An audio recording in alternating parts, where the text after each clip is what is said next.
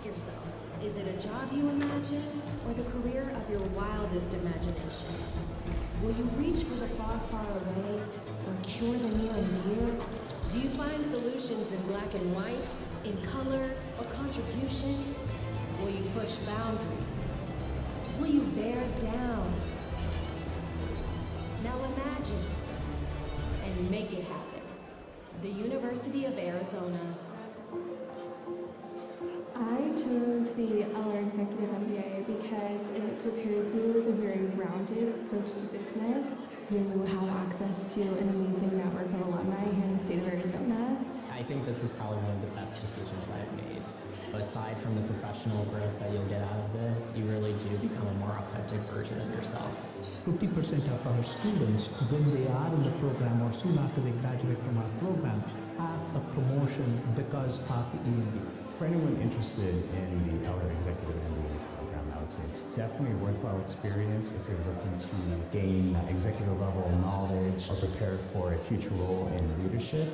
They actually use what they learn immediately. Going into the Eller program, getting an MBA can help you learn who you are, what you're passionate for, what your purpose is. We are the hub of executive education in Arizona. Good morning. I love how social everyone is today, but if we could quiet down, we're going to start the program. Thank you. I'm Jennifer Pullen, the Executive Director of the Economic and Business Research Center in the Eller College of Management at the University of Arizona. We are so pleased to have you join us today. I'd like to thank JP Morgan Chase for their support of today's event. I'd also like to thank the Chamber of Southern Arizona for partnering with the Eller College and putting together a fantastic business panel for us. I now have the pleasure of welcoming Ty Brown from JP Morgan Chase. Ty is the Executive Director of JP Morgan Private Bank and has called Tucson home for more than 20 years. And in that time, he's done more than build a distinguished career in banking. He serves on the board of the United Way of Tucson in Southern Arizona, and today represents JP Morgan Chase as a proud partner of this community. As an executive director with JP Morgan Private Bank, Ty works with some of the region's most successful individuals and families, bringing together expertise in investments, lending, and comprehensive wealth management to help clients navigate their most complex financial decisions. Please help me welcome Ty Brown.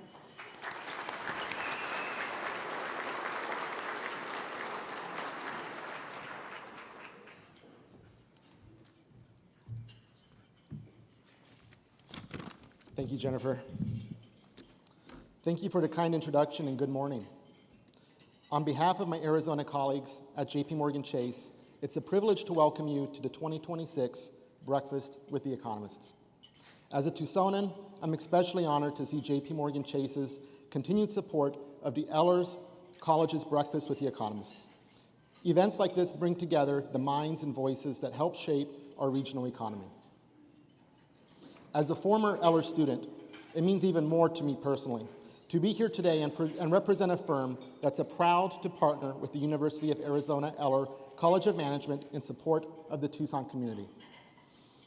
We're proud to continue our multi-year partnership with the University of Arizona. That partnership reflects a deep commitment, not just to an event, but to the people and businesses of Tucson and the broader Southern Arizona region. At JP Morgan Chase, creating greater economic opportunity is a challenge we're committed to, globally, nationally, and right here at home. For us, opportunity is about real outcomes. A small business gaining traction in hiring, a family building financial resilience, and neighborhoods growing in ways that are stronger and more inclusive. Through our corporate responsibility work, we try to bring more than funding. We bring our expertise, data and insights, relationships, and long-term commitment. Working alongside partners who understand the community and those who are close to its needs. Personally, as a longtime resident of Tucson, I'm proud of JP Morgan Chase's commitment to supporting the business community in Tucson and across Southern Arizona. And I'm proud that our team is part of this community, with over 300 employees residing here.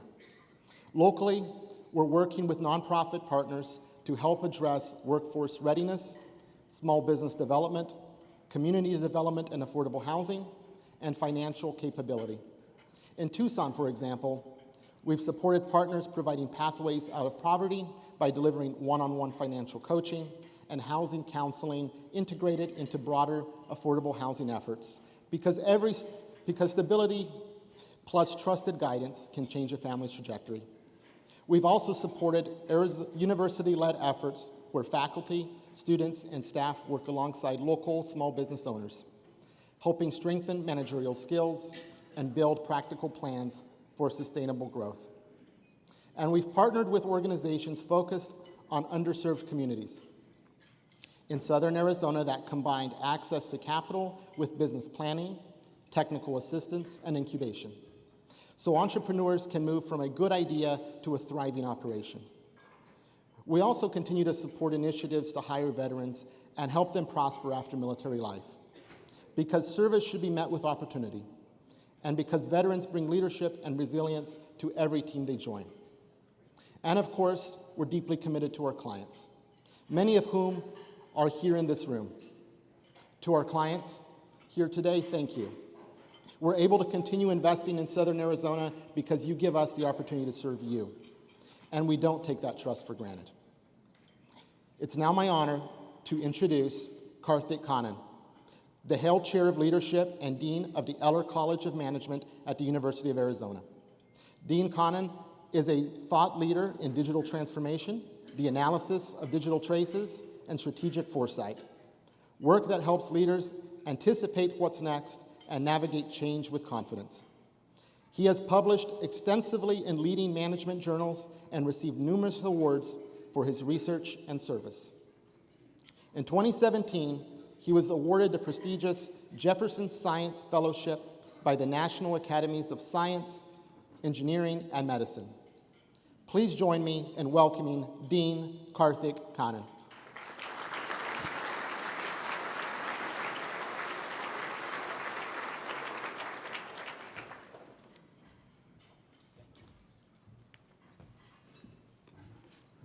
Thank you.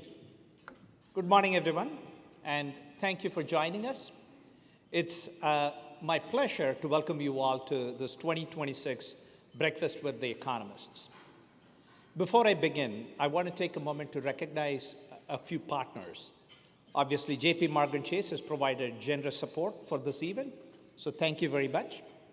We're also excited to partner with the Chamber of Southern Arizona. This is the first time we're doing this event jointly with them. We appreciate the partnership, and as you will see in a few minutes, we will be bringing in a dynamic panel that will deepen the conversation and drive a thoughtful dialogue. So we're grateful for both these partnerships. I want to briefly comment about Eller. This past spring, we graduated about 1,300 students, both undergrad and grad. We're continuing to focus on the impact of AI with respect to how we teach academic content, how the instructional methods are going to be, the research, the impact of the community, etc. At Eller, we are very proud to support learning, research, and partnerships that help our students, alumni, and community at a time when the environment is rapidly changing. Events like today's reflect the strength of that mission and value of bringing people together for informed dialogues and diverse perspectives. The spirit and the focus of the impact on businesses is especially fitting for this morning's conversation as we gather to understand the economic forces shaping our region and our world. This event has traditionally been run by EBRC, the Economic Business Research Center. They maintain an award-winning website that serves as a resource, bringing together economic performance data, analysis, and links to important studies. They are also the creators of the MAP dashboard. It's a well-known initiative that shows various economic indicators.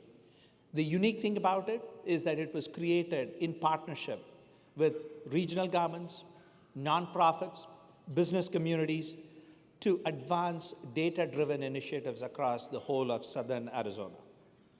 Which brings me to the person who will kickstart this morning's event, Jennifer Pullen.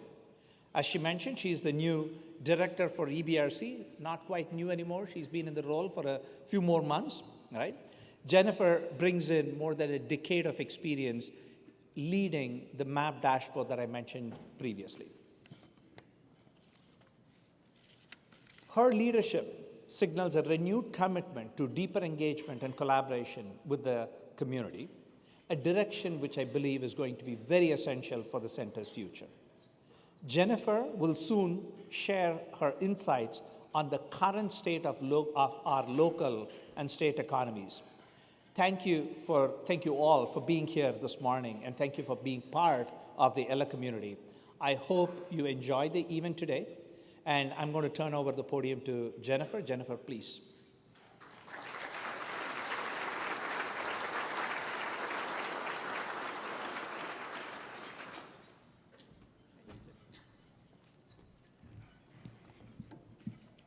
Thank you, Kartik, for that kind introduction.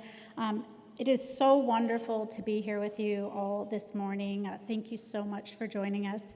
As Dean Kanan mentioned, I'm the director of the Economic and Business Research Center, and a lot of what you're going to see today comes out of two of our flagship projects that we have in the center. Before we get into the data, I would like to thank again JP Morgan Chase for not only their support of today's event, but their support of the Economic and Business Research Center.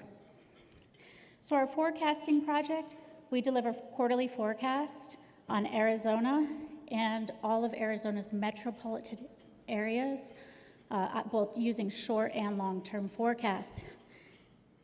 A lot of the data that we're going to talk about today is underpins, the forecasts underpin that data.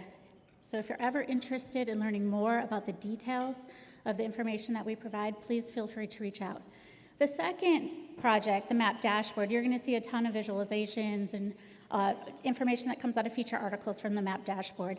This is an economic and socioeconomic indicators page that compares how the Tucson metropolitan area does relative to other metropolitan areas around the western U.S. We also benchmark to the U.S., to the 10 western states, and have information for Arizona counties and cities, towns, and census-designated places in southern Arizona. So if you've ever wondered how your community compares to your neighbors, you can find that on the map dashboard. I want to take a moment to thank our map partners and sponsors. It is their contributions to the map dashboard that allow us to provide this as a free resource to our entire community. So thank you.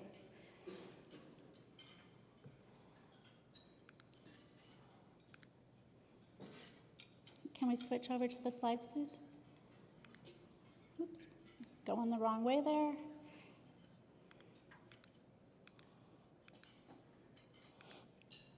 So as we walk through the key topics in the data today, I want you to keep one thing in mind, and that's Arizona and to a lesser extent Tucson are still growing. However, that growth has been slow, and it will likely be slow for in the near term and into the future. We'll talk about the reasons why that job growth is so slow in our region. So we've seen a sharp slowdown in job growth. This has primarily been driven by low hiring, which is a result of economic policy uncertainty. We have demographic headwinds in our region. We see an aging workforce. We'll look at that data later. We have a shrinking pipeline. We have not declining natural increase, and we have immigration policy that is currently hindering growth. We'll talk about all of those factors as well. So the migration risk, we have uncertainty around what our future inflows look like because of migration policy. And labor productivity. One of the most interesting things I think that comes out of today's talk is this divergence that we're seeing in employment and real GDP and what's driving that. And then finally, as you'll see at the end, we're forecasting modest growth, slow growth in the near term, followed by a return to more stable growth over starting around 2029. That will be about half of what we've seen in the last decade. So I think something that's top of mind for many in this room, certainly is for me, is how much I'm paying every time I fill up my huge SUV. So this is the monthly data for nominal gas prices.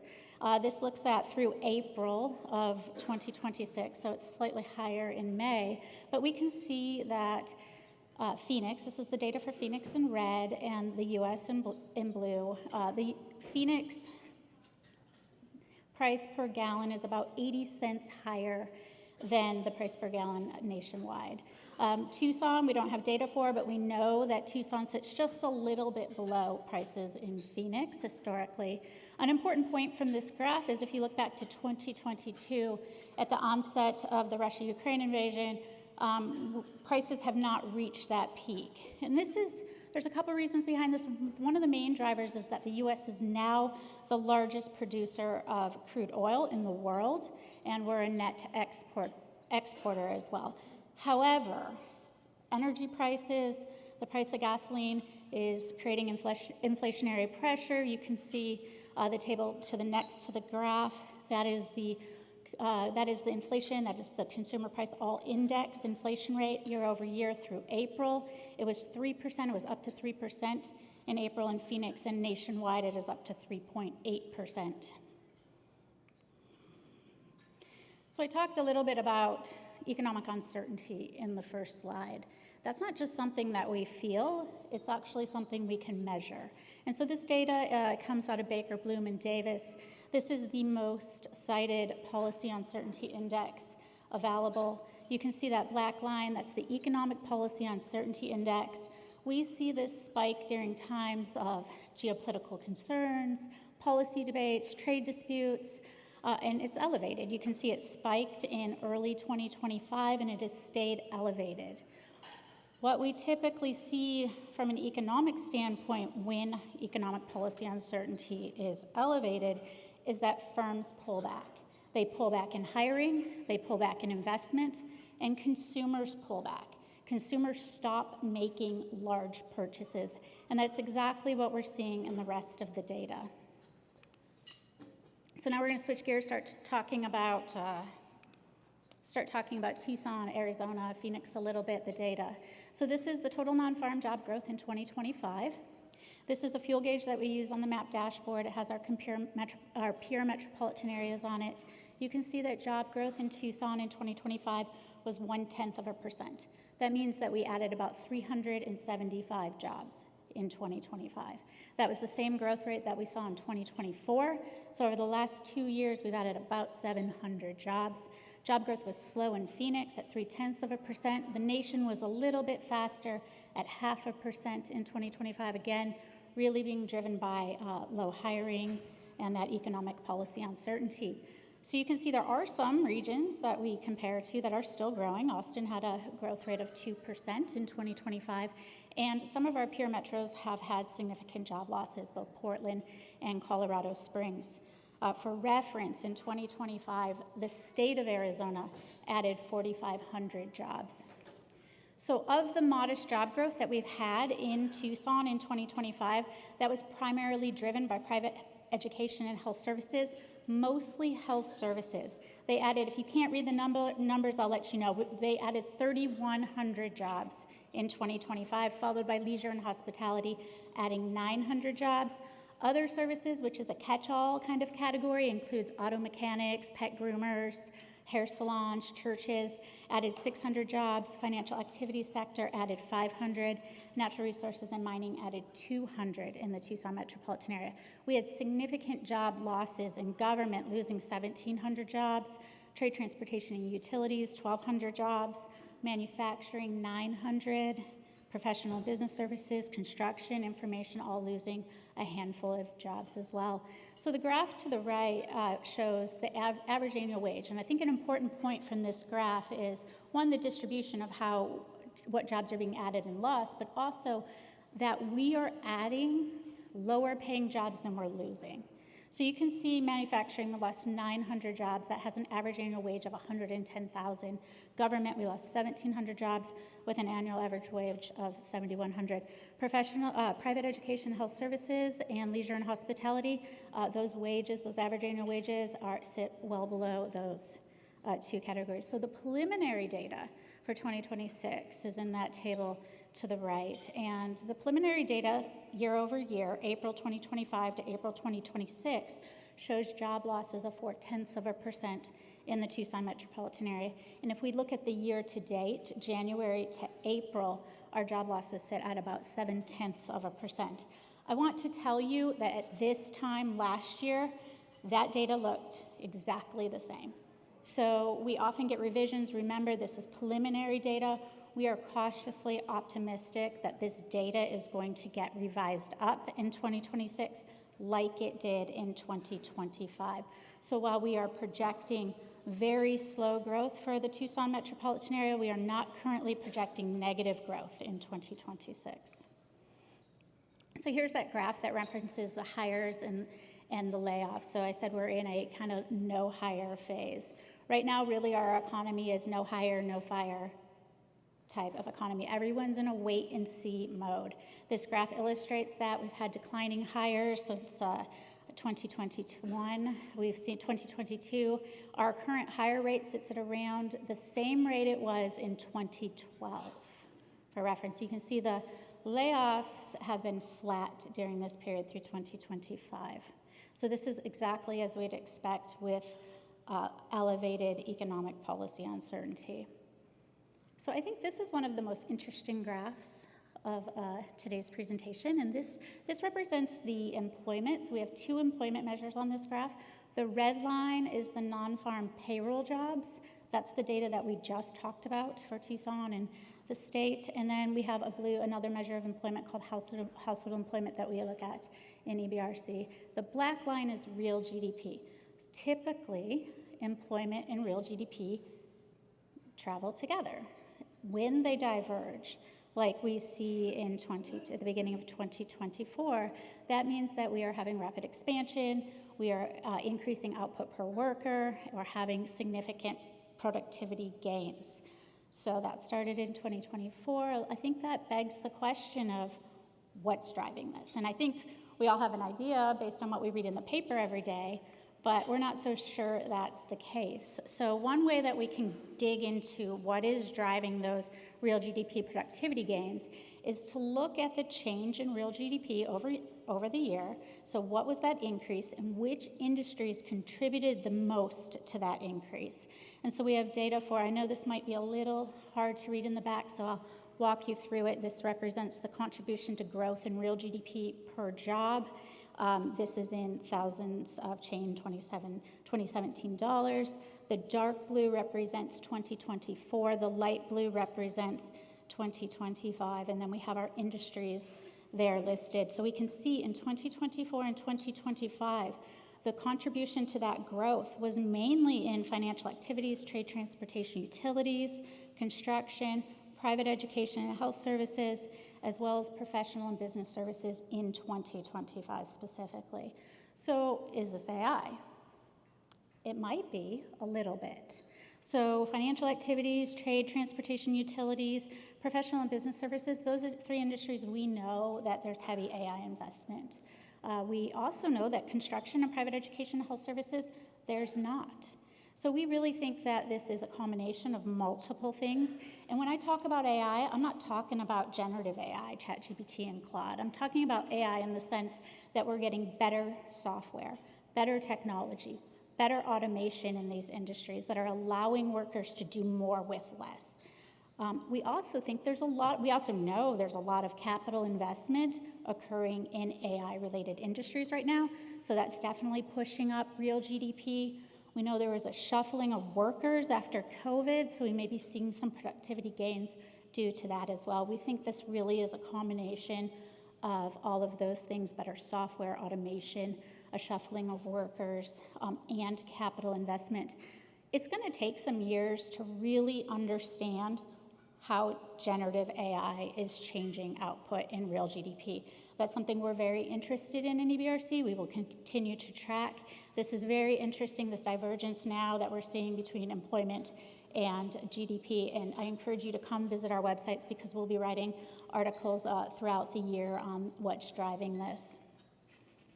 Now I want to talk a little bit about the composition of Tucson and Arizona's labor force because this becomes very important as we start to look at our aging workforce and that we are solely reliant in Tucson on net migration for population growth. We'll see those graphs in a few moments. This is the labor force participation rate among our prime working age. You can see that Tucson doesn't do very well relative to our peers. We sit at 81.3%. Some of our peer metropolitan areas like Denver are pushing 90% for labor force participation rate in their prime working age. There's a lot of room for improvement in this measure in Tucson. I do want to note, it's not all negative. For 20 years, Tucson's labor force participation rate sat at 80%.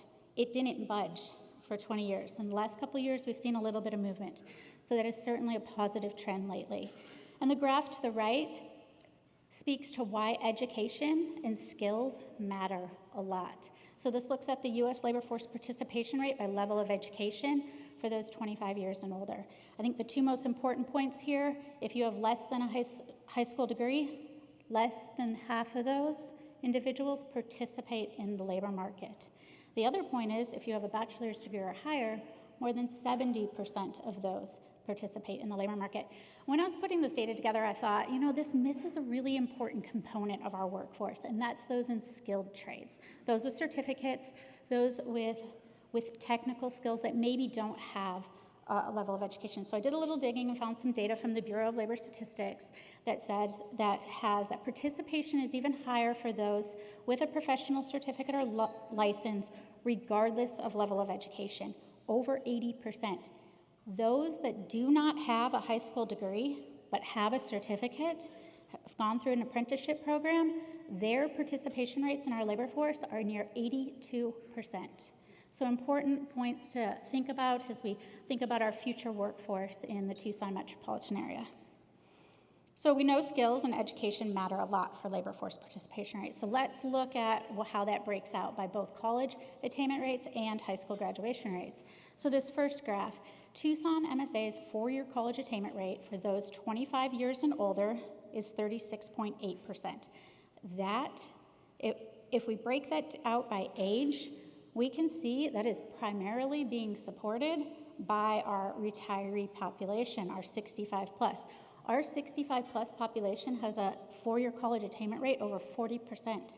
That's 10 percentage points higher than that national cohort. We become concerned when we start to look at our prime working age.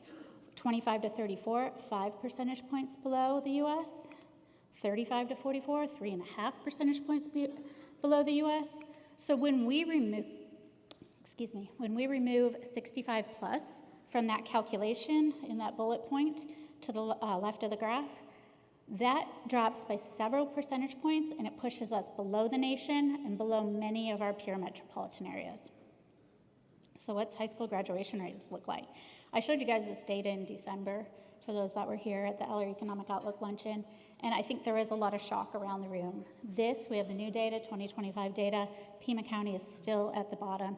This graph, if you can't read the geographies listed on the left, the most important thing to know is this is Arizona counties ranked highest to lowest, and Pima County sits at the bottom.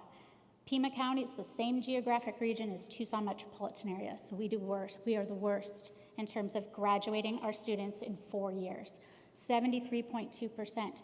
To further discuss the severity of that data and how important it is for our region, Arizona's high school graduation rate, our total graduation rate for the state is 80.8%, but that is last among all Western states.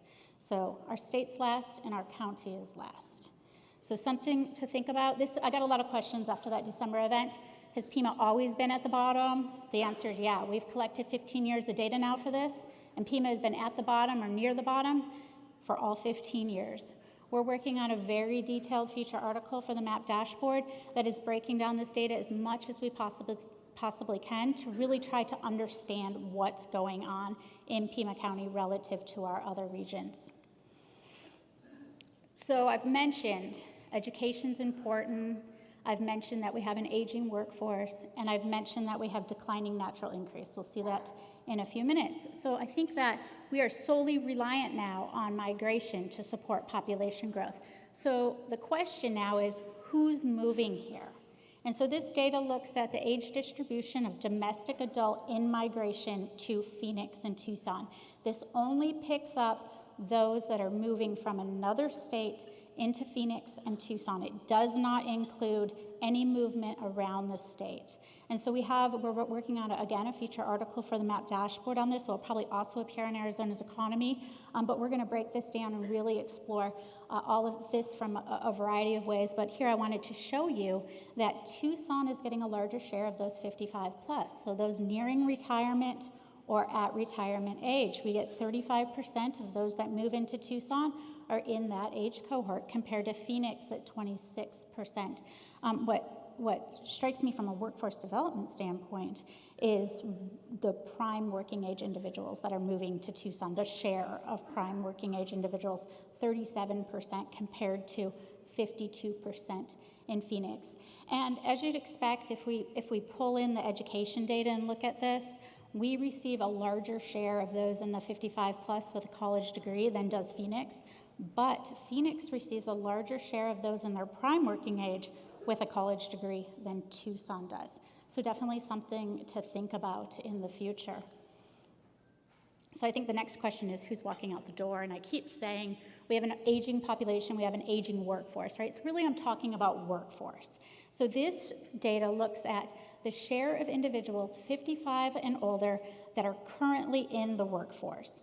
That graph, that trend graph, the red lines represent Tucson, the blue lines represent Phoenix, the gray dash line represents the US. Most important point is that share is increasing. This is 20 years of data starting in 2005. In 2005, that share was about 3.5% for all three geographies. Currently, in 2024, that was 8.5% for Tucson, 8% for the nation, and about 7.4% for Phoenix. So we have a large share of individuals nearing or at retirement.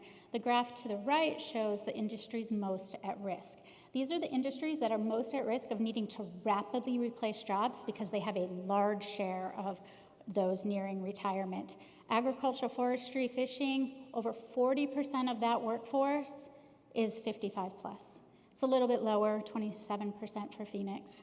Red bars are Tucson, blue bars are Phoenix. Real estate, private education, professional scientific services, wholesale trade, sitting about in Tucson, about 30% of their workforce is at or nearing retirement. So here's that graph I've been mentioning several times, is that Tucson is experiencing negative natural increase. That means that we have more deaths than births in the Tucson metropolitan area. It's been negative since about 2020. That means we are solely reliant on net migration to support population growth. Our natural increase is expected to continue to decline over the next decade. This is the same case for the US, Phoenix, Tucson, though I will say the US, Phoenix, and Tucson, US, Phoenix, and the state are projected to continue to have natural increase for the next 10 years or so before they become negative. So we currently in Tucson have negative natural increase, solely reliant on net migration. So I think this brings us to 2 points.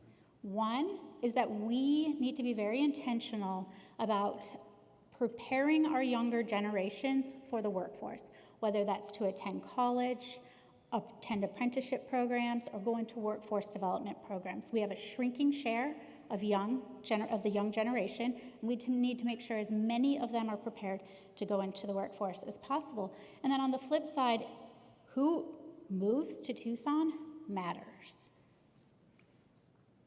So one thing I think that may hinder migration in the future is housing affordability. So historically, Tucson and Phoenix, Arizona, has been a very affordable place to move to.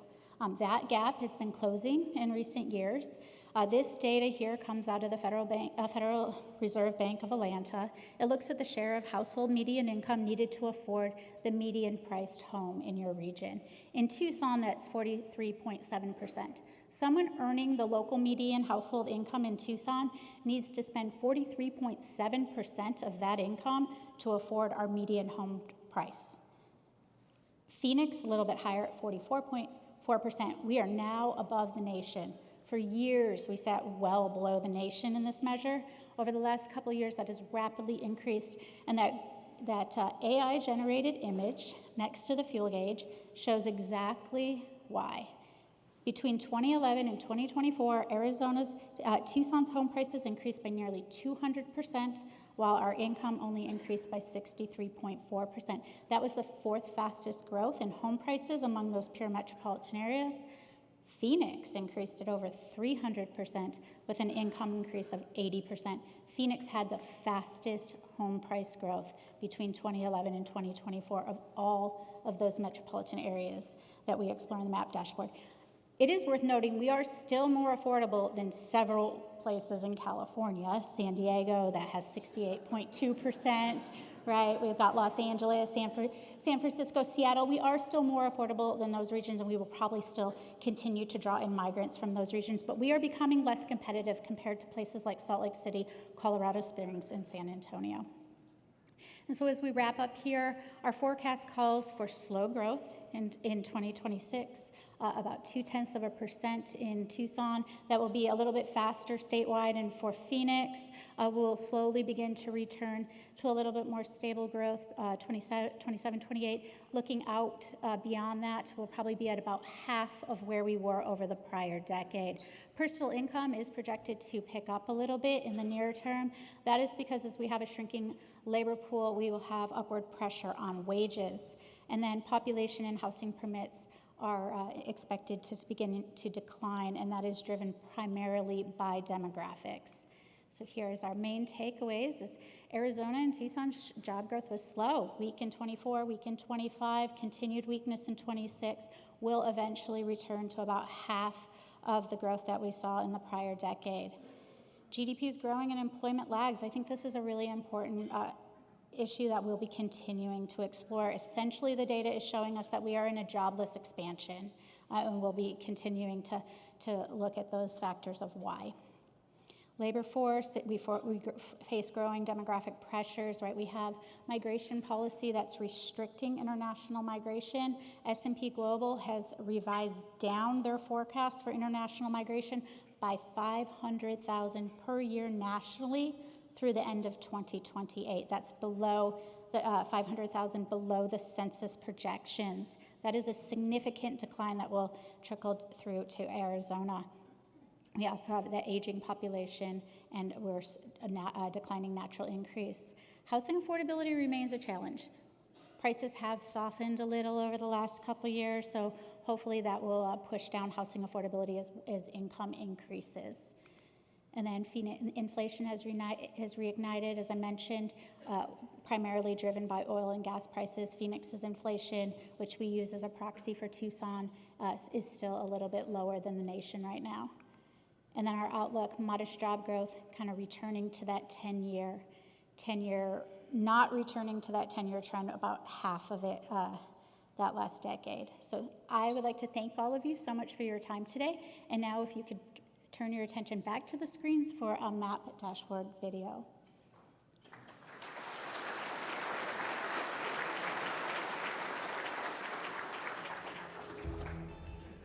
You can find up-to-date, detailed information about our community, all in one place, at your fingertips, 24/7.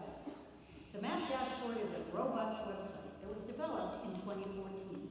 It's maintained by the Economic and Business Research Center in the Eller College of Management at the University of Arizona, which knows a thing or two about data.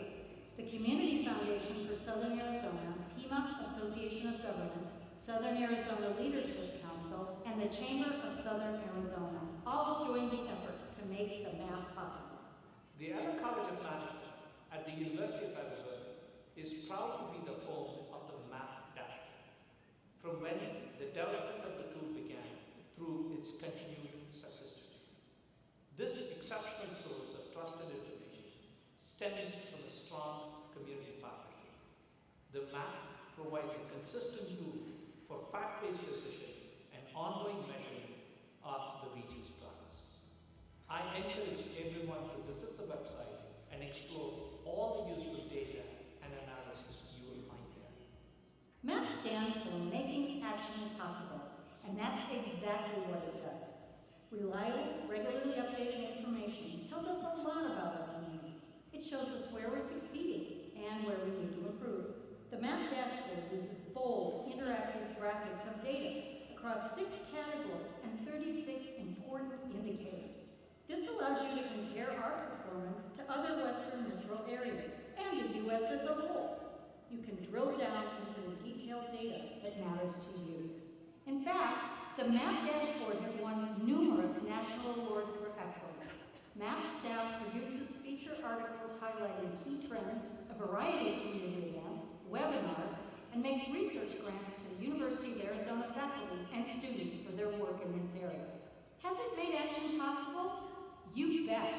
Data from the MAP fueled a statewide push to raise teacher wages, help the city and county put funds towards fixing our roads and improving housing options, grow our economy by attracting new businesses, and supported important work for nonprofits, which helps so many in our community. Not only is the MAP dashboard's data continually updated, but the website was recently rebuilt and expanded as well. New sponsors continue to join and support the important work of the MAP to keep this vital information available. Visit the MAP dashboard and find out why it's had more than 1 million page views. Just since 2020 alone, users have grown by 132%. See how the MAP can make a difference for you. I encourage you.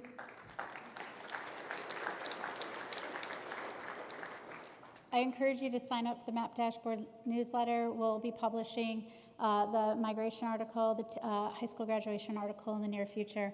You can stay up to date about when those come out through our newsletter. It is now my pleasure to welcome Anastasia Gosh, the Associate Dean of Partnerships in the Eller College of Management, to the stage. Please help me welcome Anastasia.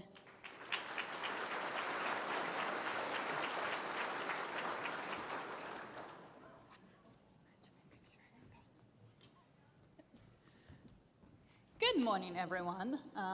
Thank you, Jennifer, for your insightful outlook on the economy in Tucson and Southern Arizona. And I also want to thank all the EBRC staff who work hard behind the scenes on all the numbers to make this possible. I want to tell from myself, and I'm sure for all of you in this room, these kind of insight that Jennifer and EBRC provide give us not only better understanding to what we see on the ground every day, but also helps us prepare as organizations, as businesses, as community to what's coming next, right? What are our challenges and what are opportunities? And exactly with this spirit of blending together industry insight with academic insight, we decided to do something very different this year that we actually have never done with Breakfast and Economists. So I'm very excited. This year we decided to partner with the Chamber of Southern Arizona on a business panel. This decision has been in work for a little bit, and I appreciate Laura's partnership and the whole Chamber partnership on this, but it also represents the approach that Dean Canaan has brought to Eller, where we work really closely with our industry and community partners in everything we do in Eller. We bring, and I recognize a lot of faces here, we bring you to our classrooms and industry leaders, right? We work on real-world challenges brought to us by our partners from the industry, but probably most importantly, we educate future Southern Arizona business and community leaders right here in Tucson and Eller College and University of Arizona. So I appreciate everybody's partnerships with us at Eller. But tonight I want to introduce a person who's going to lead a panel. Joe Snell obviously doesn't need an introduction in this room. But I did learn something about him this morning I didn't know. He may or may not have an alternative last name that I'm not going to share with everybody in the room, but you can ask me privately. But in all seriousness, obviously Joe is the CEO and the president of the Chamber of Southern Arizona. Many of us know Joe for many, many years as the president and CEO of Sun Corridor, where over the 30 years of his career in economic development, he had brought over $36 billion of economic force back into Southern Arizona. And honestly, his footprint is seen in a lot of major development we've seen in Tucson and in Pima County. So it is my pleasure to introduce our next speaker, Joe Snell, to the stage. Please welcome Joe.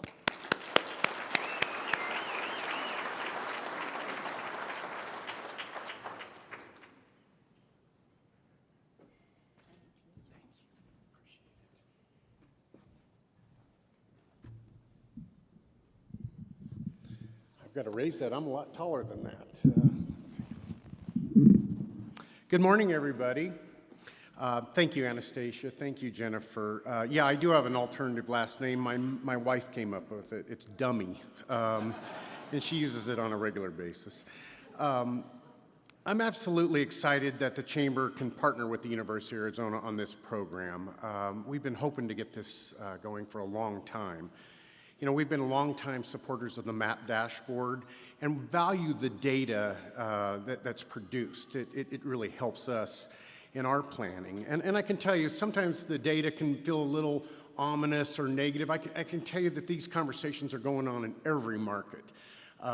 Many of you know I came out of Denver. I still have some investments back there. I was actually at one of these hearings, one of these breakfasts just recently, and a lot of the same data was being presented. So I don't want to, you know, I want to leave you with this, or begin with this, that communities can change their positions, a little bit like NFL teams, if you follow professional football, very quickly if they make the right decisions. In the NFL, if you get a series of good draft picks, good trades, you can change. You can go from a 2-win team to a Super Bowl contender overnight. And so can communities if they make the right decisions and the right moves going forward. So I'm thrilled that we're here to partner. I believe that what we can do is we can enhance the data that's being presented and provide a snapshot of the trends, the challenges, and the opportunities we're seeing in real time, and maybe looking a little bit more into the future. So we're thrilled to be here. I will tell you, you mentioned Sun Corridor. Just over a year ago, Sun Corridor and the Tucson Metro Chamber took a bold move to merge and create the Chamber of Southern Arizona. The merger was driven because by a need to reduce duplication. We heard over and over from the major corporate investors, we're tired of writing checks to too many organizations that aren't working together. So that was a major driver. The other thing was that we needed to combine the ability to advocate for change, be a good thought leader with economic development under one roof.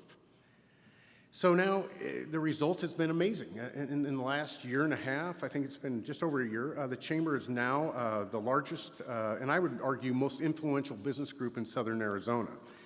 We serve all of Southern Arizona. 10% of our members, we're very diverse, are from the Phoenix area, and we have collectively, our employers represent nearly 90% of all hiring south of Phoenix.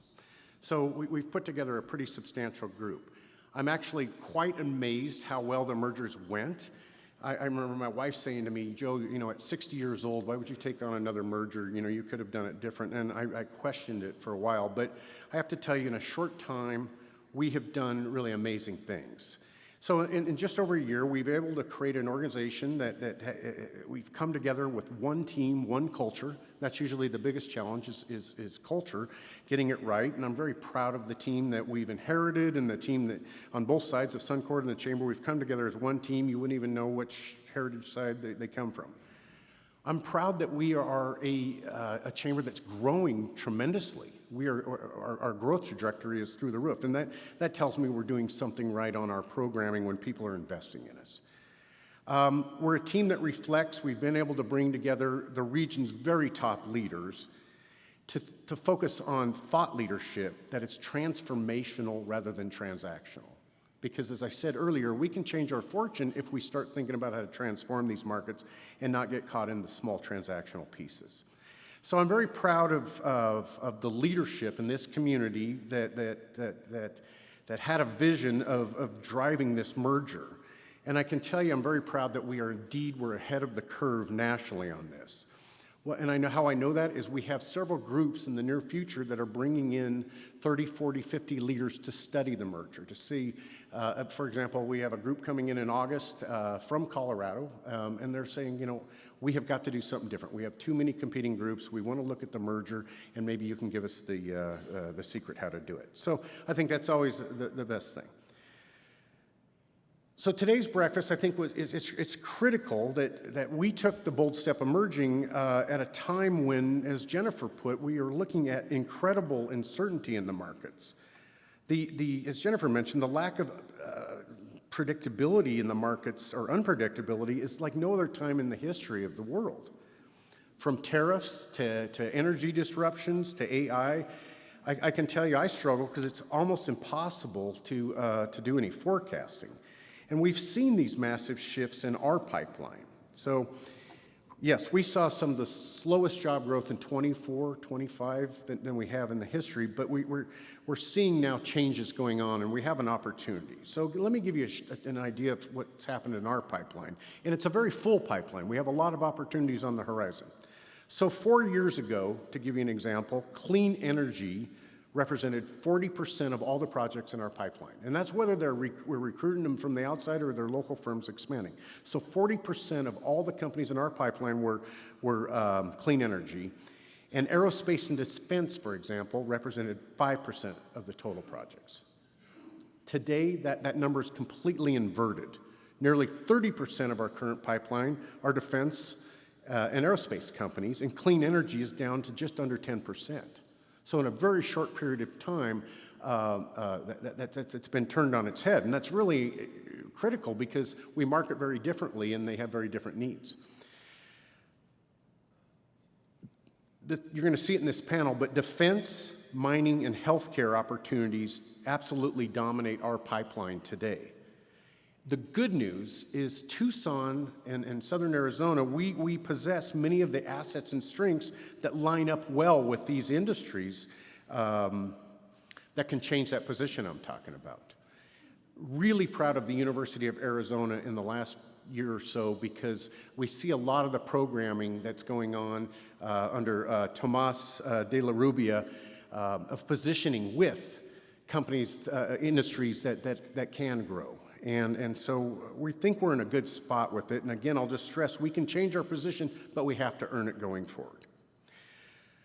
So with that, I wanted to let you know, I think we've put together a really outstanding panel of industries that are growing in Southern Arizona and represents a really bright future for Southern Arizona. I think it's important to hear what opportunities they're going to show us, what obstacles that they might need our help to remove to reach that level of growth, and really go from there. There's going to be a Q&A at the end, and you're going to have, I think you have index cards at your table, so please write that down, and we'll have someone collect those as we go forward. So why don't at this time, why don't I bring up the panel, and we'll get right into it, because it's important you hear from them. So if the panelists can come on up and...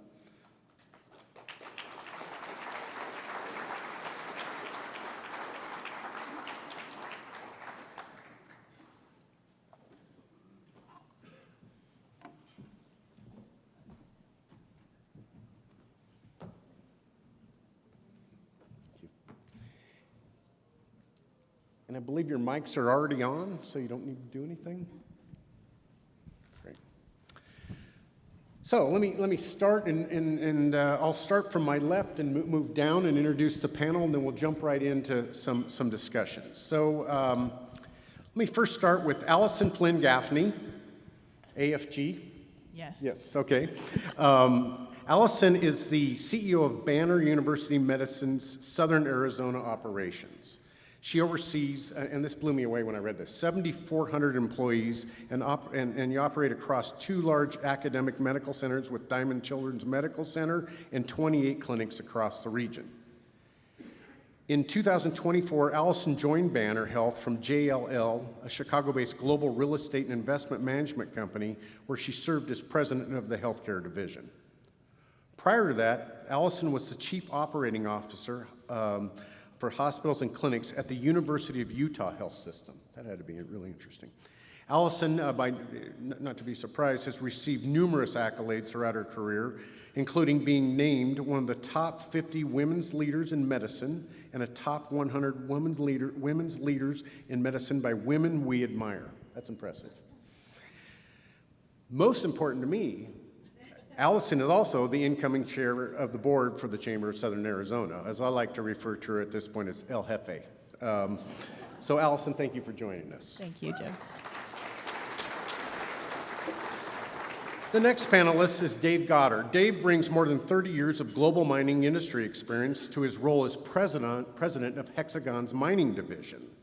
As a recognized leader, Dave has helped shape many of the technologies that underpin modern mining, from pioneering early high-precision GPS machine guidance systems to advancing integrated safety, automation, and data-driven operational intelligence. Before joining Hexagon, Dave spent 6 years as a senior industry expert with McKinsey & Company, advising mining operations on operational excellence and transformation. Widely respected, I know this, for his collaborative leadership style, he also serves on mining industry organizations, including the SME, which is Society of Mining Metallurgy and Exploration Foundation Board of Trustees. For those of you who don't know, we're really pleased to have Dave here. Hexagon Mining, we recruited into this community a few years ago, and Hexagon's mining headquarters is located here in worldwide. So I think that's great. Dave, thank you for joining us. Our next panelist is Misty Holmes, who is Vice President of Shipboard Missiles within the Naval Power Strategic Business Unit at Raytheon. In this role, Misty is accountable for the execution of $3 billion plus, that's a huge number, portfolio of missile programs. Very nice. Previous to joining Naval Missile Power, Misty served as Vice President of Strike Initiatives with the Air Power Mission Area at Raytheon. And prior to Raytheon, Misty held multiple leadership positions at Lockheed Martin Missiles and Fire Control.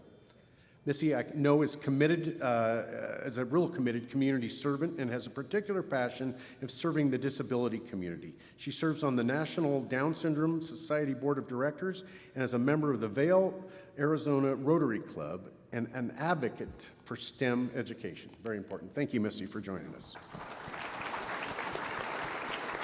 And last but not least, we have Jordan Schnitzer. Jordan is the president and CEO of Schnitzer Properties, which is a family-owned commercial real estate investment and development company based in Portland, Oregon. Under Jordan's leadership, Schnitzer Properties has grown into one of the top 10 private real estate owners in the western United States. Jordan has expanded the company's portfolio from 3.4 million square feet a few years ago to more than 31 million square feet of property today. Schnitzer Properties owns and operates properties focused on primarily on industrial spaces for small and mid-sized manufacturers, distributors, and wholesale and service providers. Jordan has served on more than 30 nonprofit and civic boards and has been named one of the world's top 200 art collectors by ART News.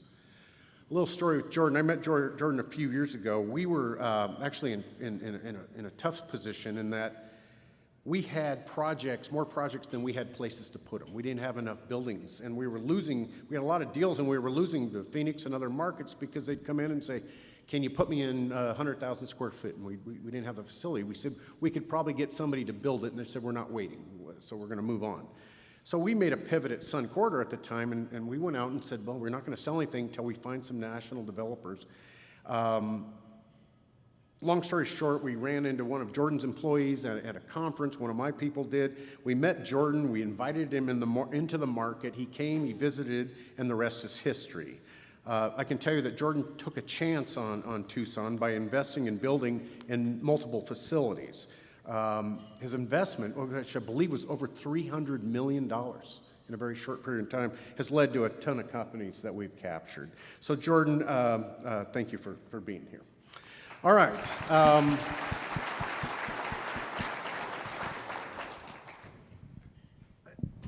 I don't want to sit on the mic. I was on a panel I just said the other day, and one of the panelists was sitting on the microphone, and it was quite the spectacle, so I make sure I got that. Don't make a spectacle. Yeah, I'm not going to sit on the mic. So let's go ahead. Is this on? Can you hear me? There we go. Okay. Let's go ahead and start, and in no particular order. I'll start with Alison to my left, but I would like each of you to answer this. I wonder if you can talk about the outlook for your company, industry, both globally and in Tucson and southern Arizona going forward. Sure, and I bring notes, and then I'm known the team here knows I go off script, so who knows what will come out of my mouth. But let me just set the stage for the healthcare field. Globally is about an $8 trillion with a T dollar industry business. For the United States of America, we're approximately 18% of the GDP. That equates to about $5.4 trillion with a T here in the United States.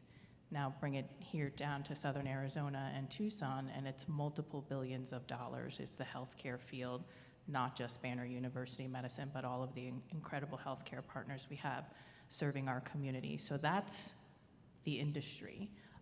For Banner University Medicine Tucson, we're the #1 hospital serving Southern Arizona. We're very humbled and proud of that we have the trust of our community.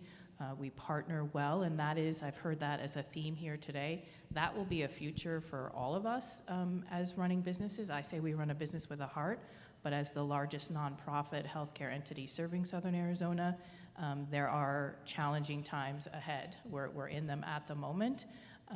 But we are just about to kick off our strategic planning for the next 5 to 10 years. Growth is included in that. We are not retracting. Our community ages before our eyes, and even with the population debate, we're still here to serve. So that's the short where the healthcare field is today. Thank you, Alison. Dave? Yeah, so from a mining standpoint, the growth drivers are really that the rest of the world wants to enjoy the standard of living that we have. And if it cannot be mined, or if it cannot be grown, then it must be mined. And so the outlook for commodities is very, very good. We're looking between now and 2030, there are 268 mining projects in the pipeline that are certain or probable to go forward.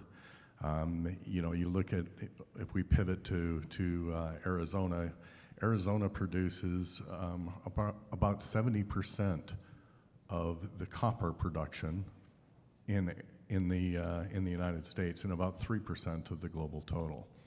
And so from the standpoint of our business is making those operations more efficient. We're trying to address the needs of our mining customers, to address that expertise gap that we were talking about earlier. And so as the demand for commodities continues, our business will continue to grow as well. Misty? Yeah, from an aerospace and defense perspective, specifically speaking to Raytheon, Jennifer, great presentation, but I'm going to remain glass half full. We are seeing a historic demand unlike ever been presented to our industry. We have historic ramps in front of us, and my #1 concern is attracting that workforce talent that can meet the needs of our customers in this global security environment. I do mean global. With the events happening all around the world, we're seeing increased demand for defense capabilities, not only in the U.S., but from our allied partners. So I look forward to the partnership that we're going to have with Raytheon and the Southern Arizona Chamber as we continue to make this unique place here in Southern Arizona more attractive to the workforce, because I am one of those migrants. I came in from Texas at a great time in 2020, and I love it here. And Jordan? My late father, Harold Schnitzer, started buying some properties in Phoenix in the late 50s and early 60s, and I'd, on summer vacations, come down. I never knew there was a winter weather cycle. But I watched Tucson for a long time, and as the population increased, began to think it might be interesting to start investing there. And it really was, to give a tip of the hat to Sun Corridor, one of our regional managers in San Diego had met Joe, and we came on over, and the brokers at CBRE had talked about the fact that in terms of industrial buildings, which is the main part of our business now, there hadn't been a new building in 10 years. So we first bought in the Butterfield by the airport a property or two, and then thought it was time to maybe take a chance and build something. And we did, and it filled up, and we bought some land and built some more projects and bought some more projects. And as you'll hear later in my presentation, I'm the biggest fan of Tucson and talk all across these other regions. We have offices in Seattle, Portland, San Francisco, Sacramento, Las Vegas, San Diego, Tucson, Phoenix, some properties in Salt Lake, and we're actually starting to buy some things in Dallas-Fort Worth. A huge believer in the community, and excited about all the strengths, and very concerned about some trends that you just saw that we'll be talking and addressing if there are questions about my opinion about some of those. You have a wonderful community here, fabulous people, great opportunities, but there are always challenges, and I think as Joe said so aptly up there, A few wrong decisions can impact things for years in a negative way, and a few positive decisions can really help build the competitiveness in this community that causes amazing companies like Raytheon and others to come here and want to hire people and build the economy and pay affordable family wages and make this a beacon of what's right when the public and private sectors come together, work together towards the common good of helping people build their families and live quality life. Hallelujah. Great, thank you. Staying on this topic, and it's evident that all these industries, all of you are poised for growth, and we need to focus on the industries that do grow. In order to achieve these growth goals that we know you have, what do you need from this community to realize that? Maybe, Jordan, we'll just start with you, but what do you need from this community? These are advocates out here. We can make a lot happen. So, give us some marching orders. What do you need from us? The question is, how direct should I be with you? I may not be invited back again. We work in all these markets, and I was delighted by the Eller presentation about data, because I'm a fiend for data. And I should also say, philanthropically, well, I have this big art collection, and we've had 180 exhibitions, including 4 at the University of Arizona's Art Museum. So I go to lots of universities around the country, and the Arizona State, when I ask different presidents at universities, well, who do you admire? Inevitably, they say that Michael at Arizona State's been a national leader in really making that university world-class, and you're so lucky that it's in Phoenix, and that Joe has asked you to come to spend more time in Phoenix and in Tucson.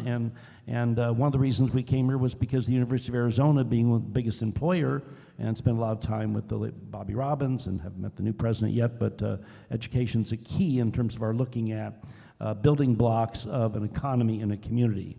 Now, to get to your answer specifically,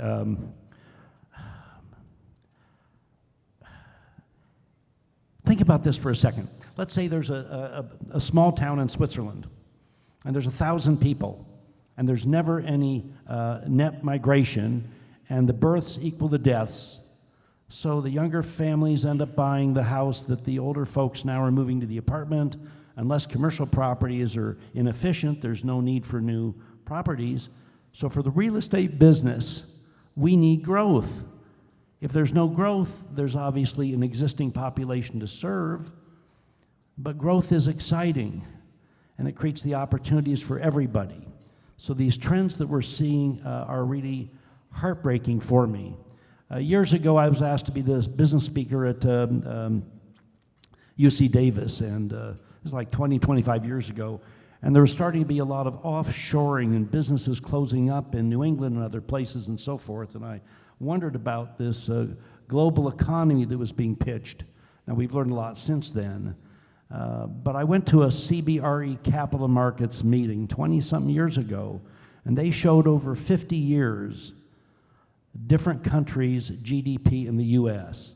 And real simply what it showed, and we've seen since, is that countries like Japan, Italy, others that are not very welcoming to diverse people, their growth rates went down and down and down, where ultimately, like Japan, now it's pretty well known, by 2033, you have 1 person working, supporting 4 people who are retired. And in the U.S., we never predicted the magnitude of the declining birth rate as much as it's happened, and there are lots of reasons for that. But unless we have a net migration and bring in 2 or 3 million people a year, just mathematically, nonpartisan, this doesn't matter whether you're an extreme on one end, the GDP long-term goes down about 125 basis points. And it is heartbreaking. None of us wanted to see people come in who were rapists and bad people and whatever. But look in your communities. Look at people who help work at a lot of those entry-level jobs in a number of the states we're in. These are good people working to build their families. And this present crackdown of sort of stopping immigration, you saw the statistics from Eller, okay? It just hurts our economy. So back to your specific answer to finish up is what we need here is a positive working relationship which I raved about Sun Corridor for years when I'm asked about what community really works well. You have a group of them now that you've combined with the chamber, and you've done that so well, and you're an incredible leader. They're so lucky to have you here, Joe. But this is a community that what I've seen is that the county, the city, the businesses come together and put out a message that we want you here, and you don't hear that in lots of other places. The first thing is just saying, as any sales business, you know, you're looking for customers. How can I help you? How can I serve you? So the first thing is attitudinally. Second of all, it's continuing to work, and this is like customer service at Nordstrom. They don't stop and say, we finished it up. And I'm concerned that there tend to be some trends we see worse in a lot of other cities where there's starting to be an anti-business attitude. And if that starts, that's awfully hard to turn around that reputation. Well said. Misty, same question for you. What can we do to, I mean, let me frame it a little bit. You know, Tucson has the 5th highest concentration of defense workers in the country, okay? Yep. You know, we want to maintain that position. How do we help? There's no secret that we're dropping a lot of ordnance all around the world, and Raytheon's important. What do we need to do to help you achieve those growth goals? Yeah, without question, again, to help your demand signal, we've got to turn it on, like the bat signal. I say this at work all the time. Tara can get me, can quote me on that. We have got to turn on the demand signal and absolutely make it known what we need here. I mean, the ramp that we are approaching at Raytheon is historic, and our workforce needs are significant. And the answer is really multi-pronged, Joe. Just like when I was looking at moving here in 2020 with a young family of middle school students and elementary school students, what was I interested in? What are the schools like? What's the education system like? So how, as community partners, are we digging in and making sure we've got high-quality, inclusive schools? Because that was my #1 factor in choosing to relocate to Southern Arizona. Next, we absolutely have to protect the quality of life we have here. There are a lot of wonderful amenities that we offer for our workforce in Southern Arizona. Are we protecting it, and are we growing it, and are we advertising it to those who may not know how wonderful it is to live in the Sonoran Desert out here? And then we've got to support, to your point, Jordan, we've got to support the ability of business and business-friendly environment with policies that enable us to be successful and businesses of all sizes to grow. We at Raytheon are a large-scale defense provider, but we work with over 200 businesses right here in the Southern Arizona area, and we need to make sure that they're continuing to thrive and flourish because we need their partnership and we need their supply chain as we're going to continue to grow.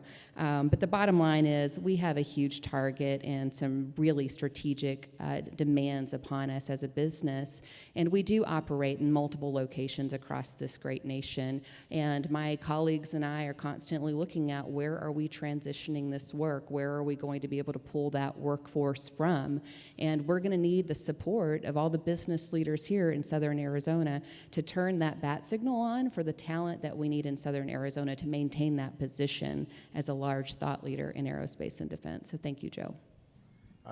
Great point. You know, and without crossing any NDAs or lines, you know, that there's some, so, you know, a company like Raytheon, the wages you pay are enormous, way above the national average. And any expansion opportunities, as I've said to the chamber board and others in the room, we're not going to fail on this. We're going to capture those jobs. Those are really important to this economy. Dave, you're.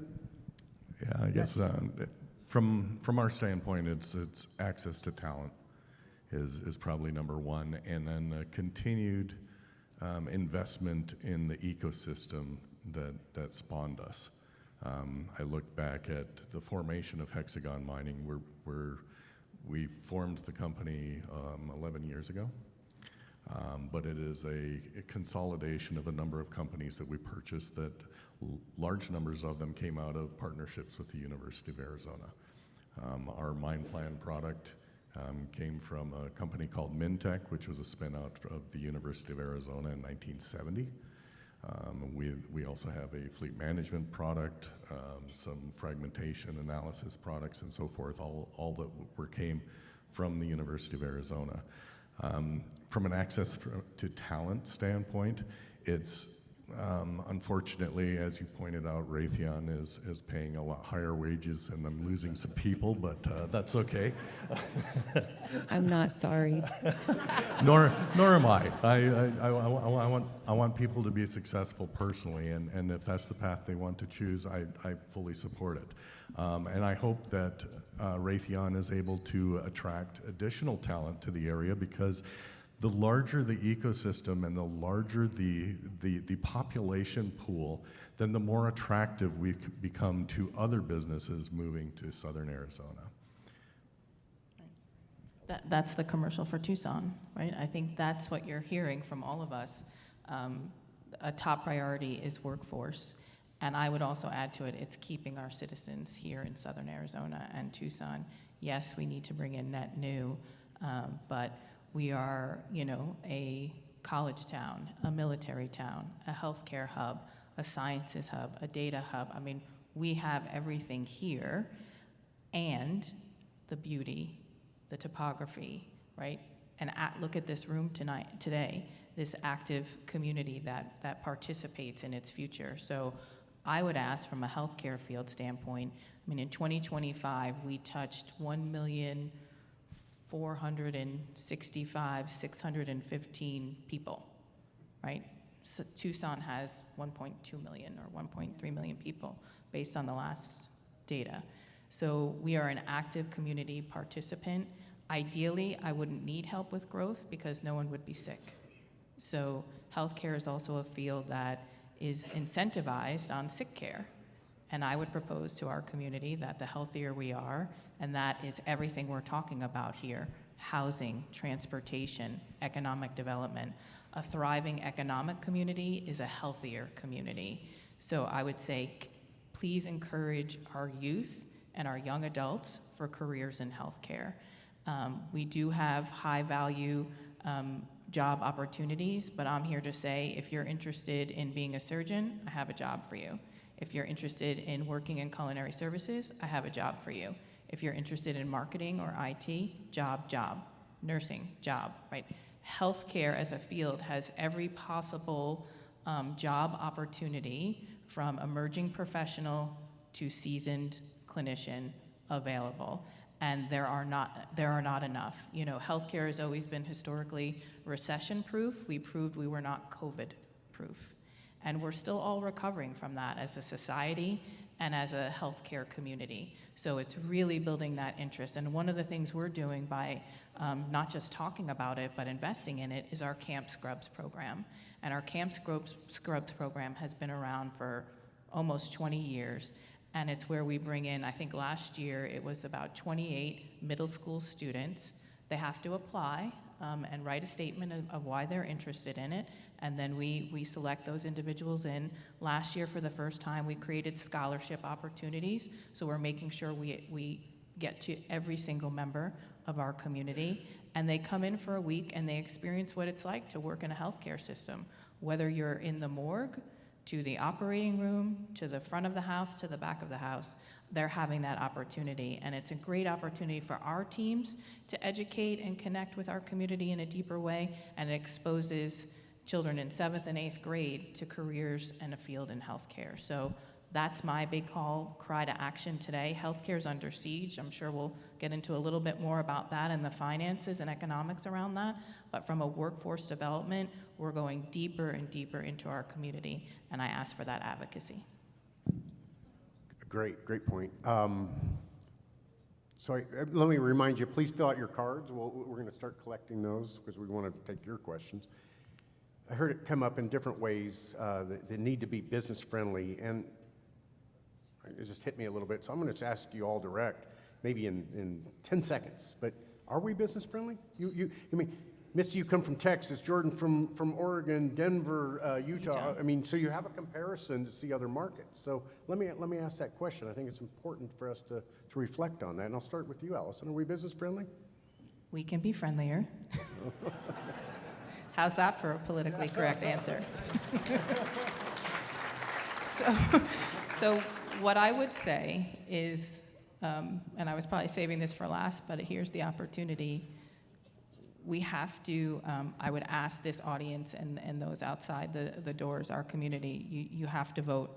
You have to consider advocating for individuals that are here to serve our community in the most holistic way. And what I would say from Utah, from my experience in Utah, is everything was easy. And the roadways were wonderful, right? And I might go out on a rant on roadways, but that is a public health crisis, and you will hear a lot more from me and other individuals around our community about that.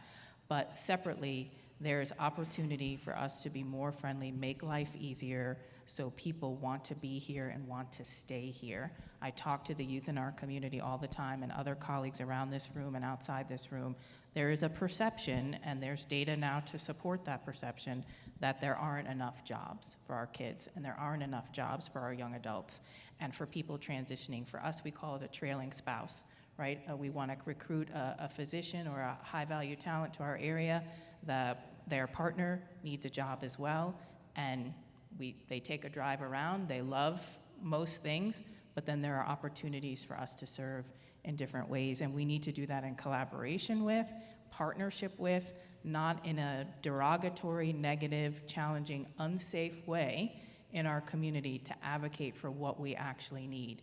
The title I carry in the chamber and in my day job, I'm a citizen of Tucson first. And that's what I ask for us to really galvanize as a community for what we really want. Yeah, I would reiterate that. I think it's mixed.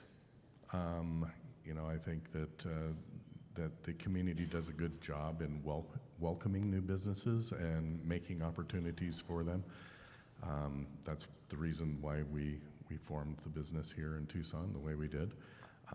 But also, the continued, there isn't a follow-through on continued investment in infrastructure, in schools, and in the community that is necessary to retain that high-quality talent that we rely on. And so I think that mixed is what I would say. It's hard to follow. I think you guys, we could be friendlier. I use the term continuous improvement all the time. But I want to focus on something that we are doing in collaboration and partnership. We talk about the varied workforce needs. We're working in close collaboration with JTED, and we do offer opportunities for high schoolers to take a 6-week boot camp, come right in onto the operations floor and in being an employee. One of the things I'm incredibly proud to state about Raytheon is we have one of the best education reimbursement programs I've ever seen. So right out of high school, you can start not just a job, but a career, to what you were saying earlier, Alison, and continue that career. And what we want to do is make sure that this community is supporting quality of life so that we retain those, that workforce. They grow their families here, they grow their careers here, and they become citizens for the long haul of Southern Arizona. So my perspective is looking at all those markets we're in. And from my standpoint, Tucson is very friendly. Look, Puget Sound, the best diversified economy, I think, in the country. Incredible. My God, all those companies there, the luck of the draw, that Bill Gates was there and Jeff Bezos was there, and I mean, incredible. And yet the cost of living there, an average home price is $940,000. Amazing community. Oregon, my God, I told the governor last week, she's totally controlled by the unions. We have the highest tax rates in Multnomah County in the country. We're losing business after business because it's all about taxes. The Bay Area, people thought it was going down. Never. This new mayor, Daniel Lurie, is doing a heck of a job improving the homeless situation, bringing businesses together downtown. Median home price is $1.2 million. And that's the whole Bay Area. If you're in San Francisco, it's $2.3 million. And yet, how do you replace Stanford and Berkeley and Lawrence Lab, an amazing place? Phoenix, for instance, Sacramento's doing great now.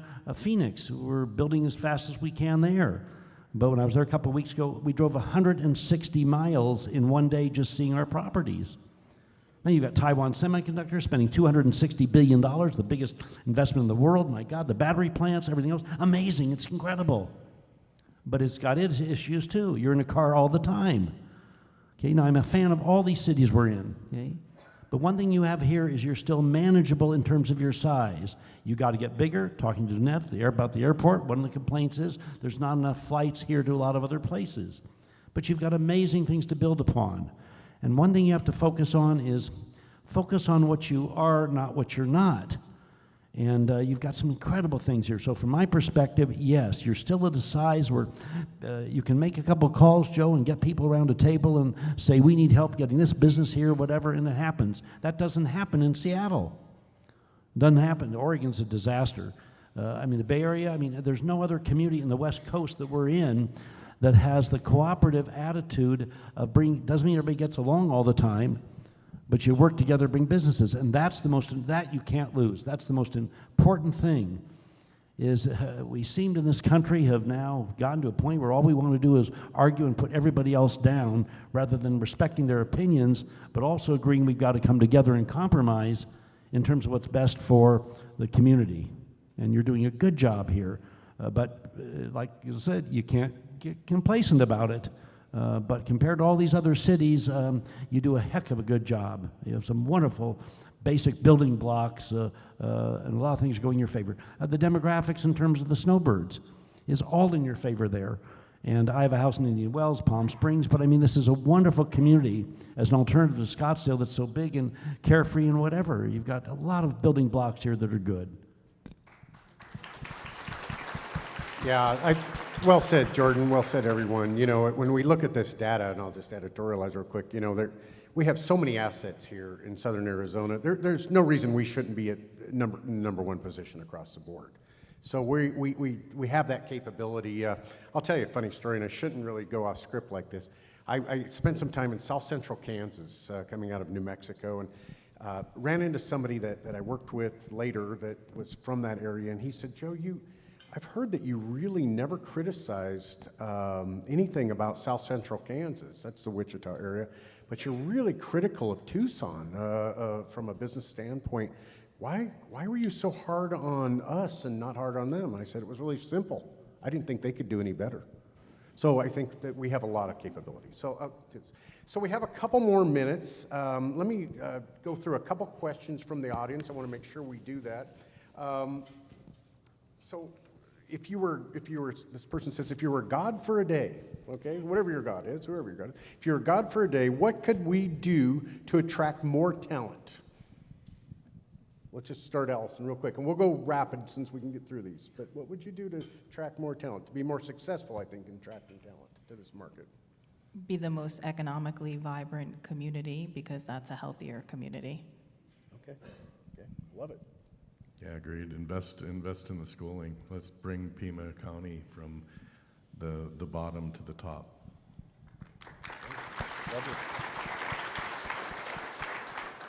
Invest in the schooling, and what are we doing as business leaders to create that partnership into our local schools so that we can raise our educational standards, bar none. Agree.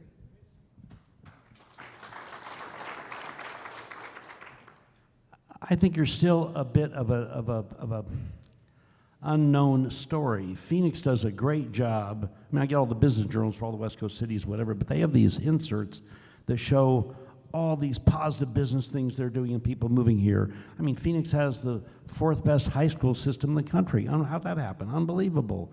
I think you need to market and advertise more in your ideally set now that you're combined here. You've got more staff and so forth. You're an untold story. So first, that message about that.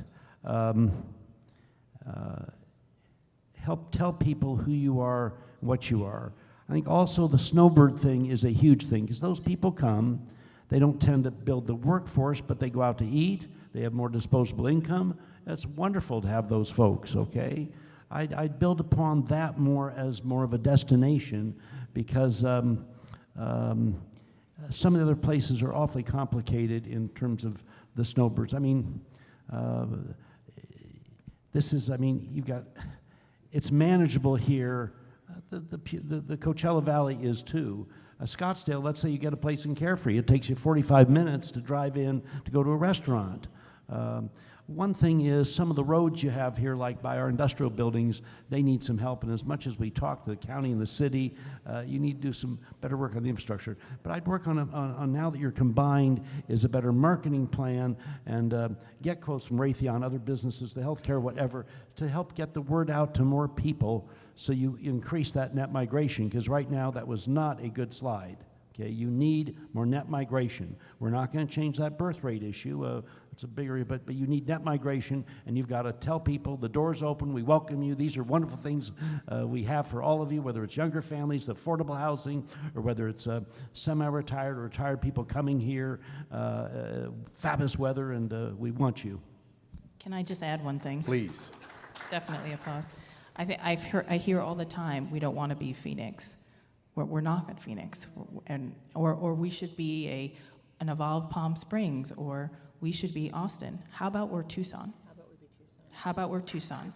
And I think that's what, if we focus on that and galvanize rooms like this and panels like this and the chamber and others, that's what we need to focus on, is who do we want to be? We know who we are, but who do we want to be and how do we want to serve? And, you know, having a top education system, a top healthcare system, a top, I believe I saw today, top 1% in the country in universities. I mean, let's hear it for the University of Arizona. I mean, there's so much opportunity.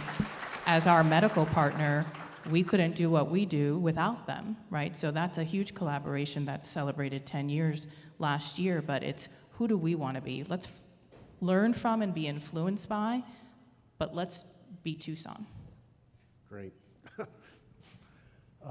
Dave, Misty, anything to add on that before we wrap it up? She's hard to act to follow. No, I'm sitting here just saying ditto.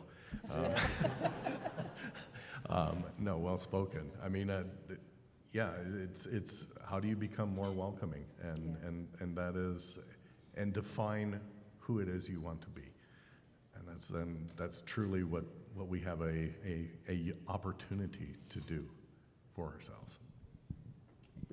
Couldn't agree more. I'm going to double click on Tucson and the authenticity we have here in this community and playing to our strengths and our heritage as we continue to grow. But let's do it in partnership together.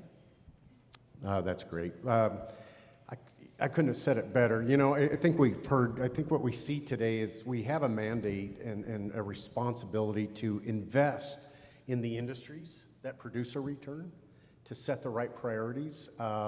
And I think we have a lot of government leaders that think like that. I saw somewhere in the audience Supervisor Rex Scott, who I call out because he's very pro-economic development, and I appreciate he's always supportive of this stuff. But we need to get that consistency with all of our elected officials across the region. And, you know, there's an old saying that labor drives all market decisions. We should be building a community where, you know, my kids don't live here anymore, and maybe many of yours don't, that they want to flock in here. And I think that means setting priorities and investing in the things that provide a return. So, with that, I'd like to thank our panel for your insight, and please give them a round of applause.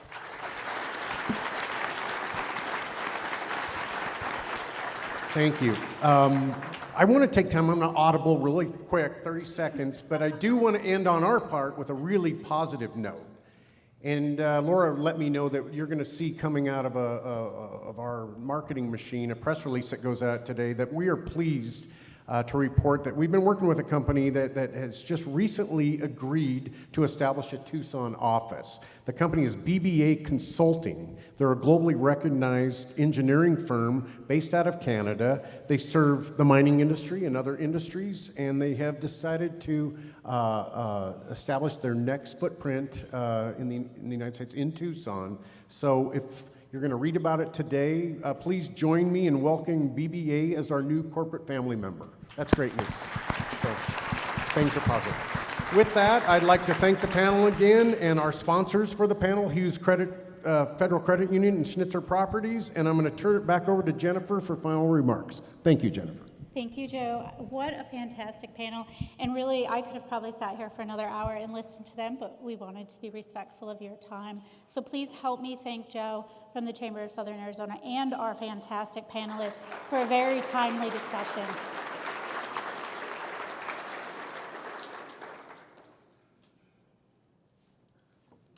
So as we wrap up today, I would like to thank JP Morgan Chase again for their support of today's event. All of our slides will be published on Arizona's economy. This is also a great way to stay up to date, so you can sign up for our newsletter and learn all about all of the future articles and work we're doing in EBRC. I'd like to,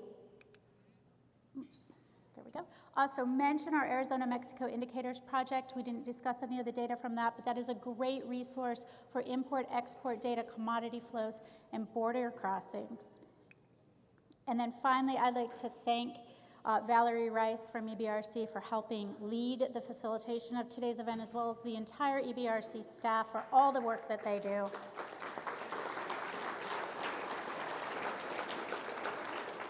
I'd also like to thank Jeanette Flores, Brett Anderson, and Sophia Sanchez from the marketing team in Eller helping us get today's event promoted. And on behalf of the University of Arizona and the Eller College, thank you so much for joining us today. We hope to see you in December at the Eller Outlook Luncheon. Have a wonderful day.